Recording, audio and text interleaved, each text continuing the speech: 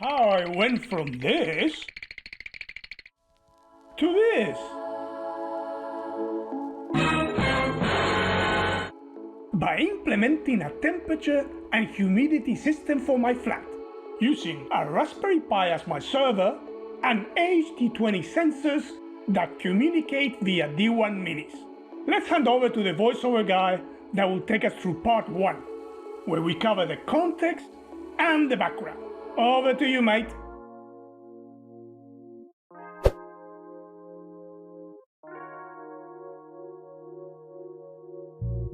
Welcome to my flat. Let's take a quick stroll and check it out. Want to give you a first-hand look at the layout, the different areas, and varying ceiling heights throughout the flat. This will provide a solid foundation as we delve into the development and operation of our temperature and humidity system.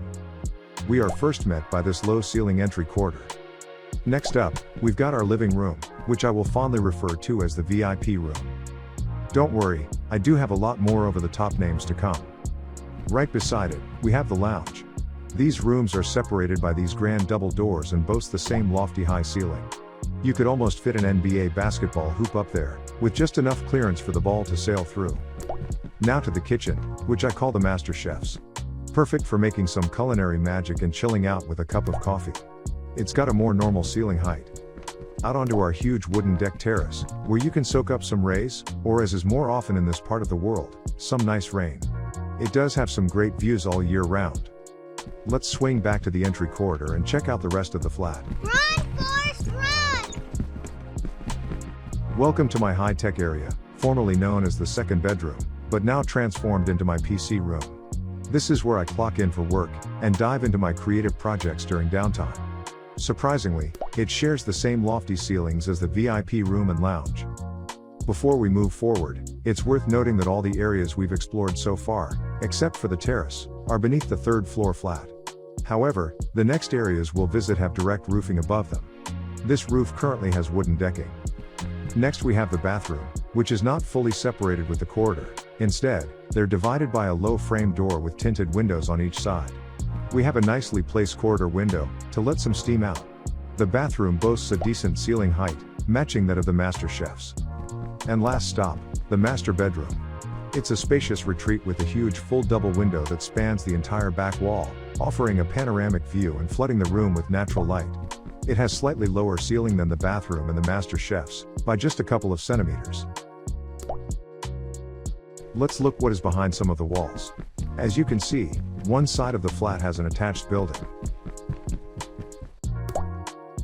while the other side has a portion of a flat on the same floor level. And now going back to our sleeping area. The master bedroom, with his decking roof, is predominantly exposed to the elements, with only a portion of the adjoining building attached to it. Let's go back now to the satellite view of the surrounding area. For context, let's highlight our ground level buildings, followed by the 1-floor ones, then the 2-floor buildings, and finally, the 3-floor or above. We can see that the side of the VIP room and lounge face a set of flats across the main road. These flats are 3 floors or higher, providing natural protection from the wind and cold, while the air tends to circulate in the direction of the street itself. On the side of the master bedroom, we have a vast open area around it, with most of the buildings no taller than 1 floor. This means that wind and cold will directly hit the main window, and the room's left side wall.